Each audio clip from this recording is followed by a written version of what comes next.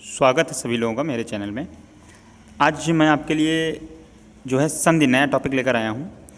देखिए, मैं तो बेसिक अभी ये वीडियो सभी क्लासों के आधार पर बना रहा हूँ, लेकिन विशेषकर 10th क्लास यूपी बोर्ड का जो है इसमें ज़्यादा है, लेकिन इन्फॉर्मेशन इतनी ज़्यादा है कि कोई भी इसे देख सकता है और बहुत सारी मैं एक्स्ट्रा जानकारी भी देता हूँ।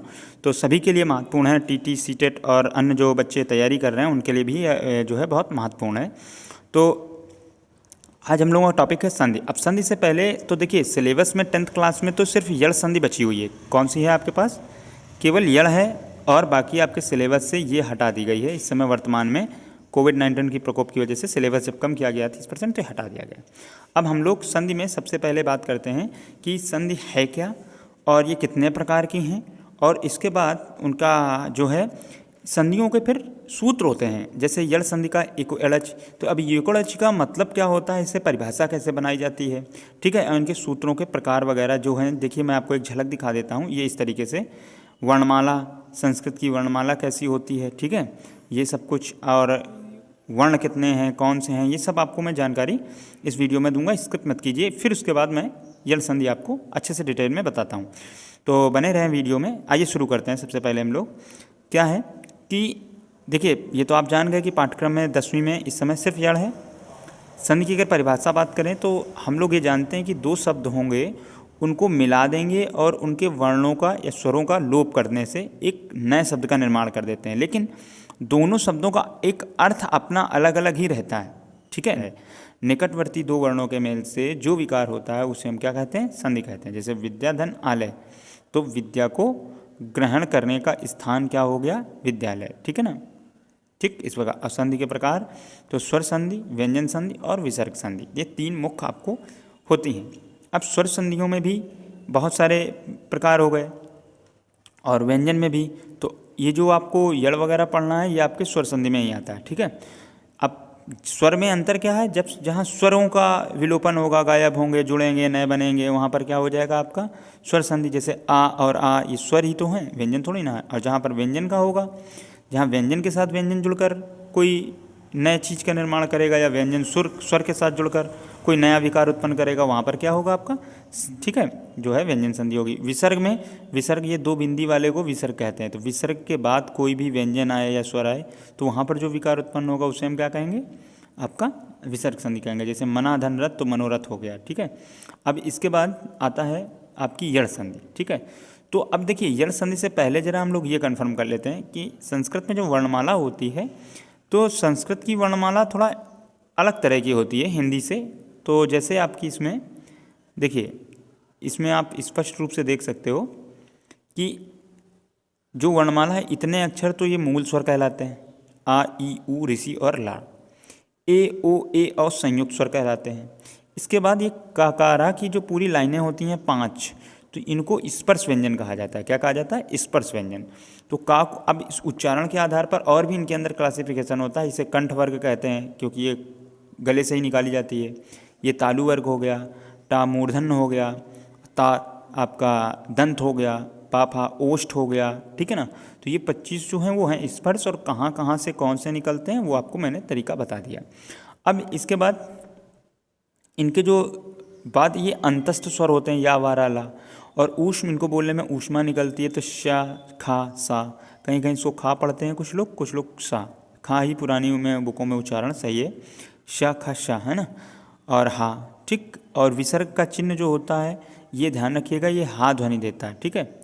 और ये जो हलंत होता है, तो जैसे किसी में हलंत लगा है माँ, तो इसका तात्पर्य हो गया ये माँ वर्ण जो व्यंजन है ये शुद्ध रूप में है, ना इसमें छोटी आ की मात्रा है और ना ही ये आधा है, ठीक है। बिना व्यंजन, जो ये व्यंजन है बिना स्वर का है, ये इसका तात्पर्य होता है, ठीक है।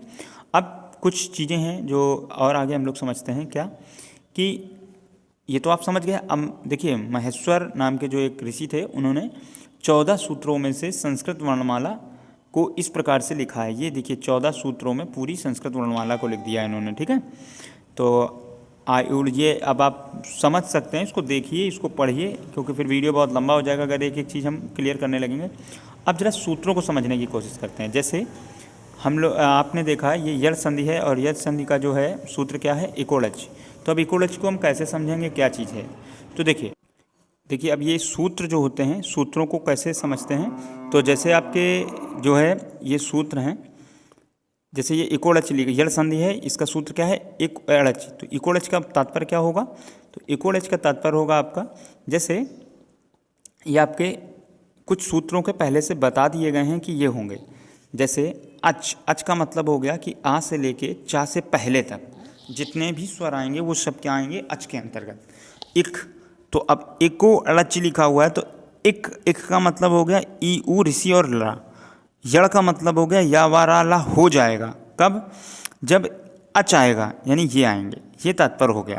तो ये आपके एच में, अक में निर्धारित हैं कि ये इतने ही होते हैं, और इसी आधार पर संस्कृत में आपको वहाँ पर क्या लिखी हुई है, उसकी परिभाषा जो है बना दी गई है। तो आइए हम लोग अब समझते हैं, ये आप लोग जान गए होंगे कि सूत्र का तात्पर्य क्या होता है संस्कृत में, जो बगल में लिखा होता है। अक्सर बच्चे नहीं समझ पाते इस चीज़ को कि ये क्या चीज़ लिखी है, ठीक है। ये संस्कृत में परिभाषा लिखी हुई है इस संधि की। इसके बाद अब हम लोग चर्चा करते हैं क्या, कि ये तो आप जान गए कि ई ऊ ऋषि रा हास हो या दीर्घ हो, यानी जल्दी से छोटे वाले या बड़े वाले। इनके बाद कोई भी असमान स्वर आएगा तो वो काहे में बदल जाएगा आपका, किस चीज़ में, या वा रा और ला में, ठीक है। अब जैसे उदाहरण देखते हैं अगर हम लोग, तो जैसे इत्यादि लिखा हुआ है, तो इसको अगर तोड़ेंगे तो क्या तोड़ेंगे, इति और आदि।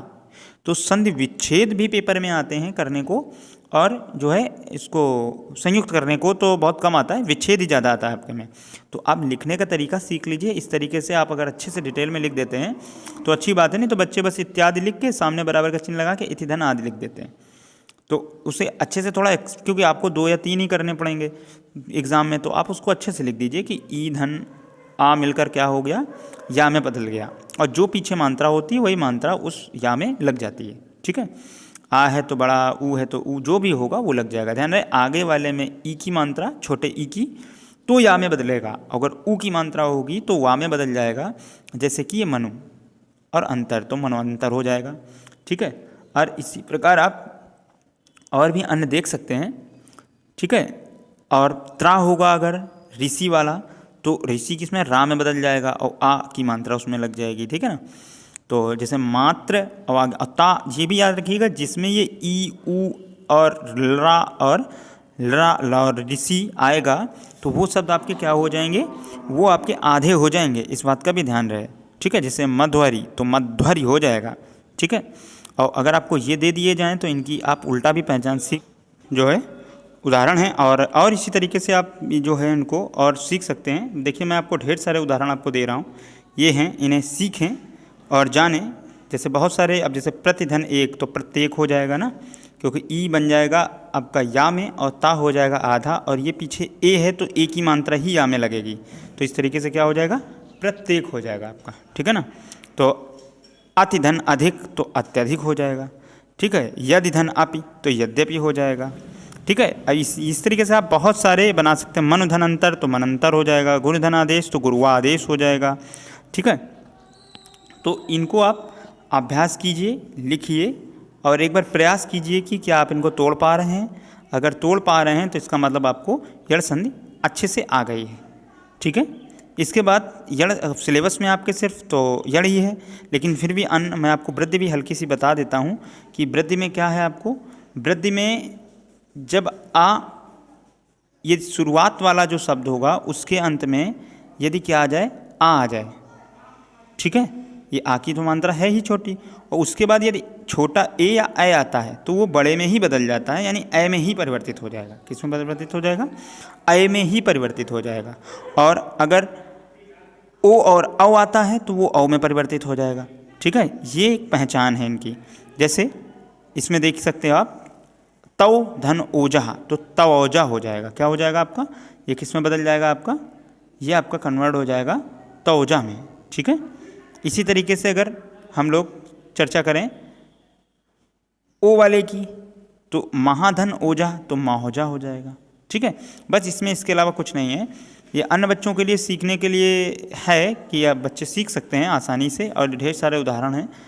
तो ये किसी न किसी क्लास में तो, और सीटेट इनके एग्ज़ाम में तो आपके काम में आएगी ही।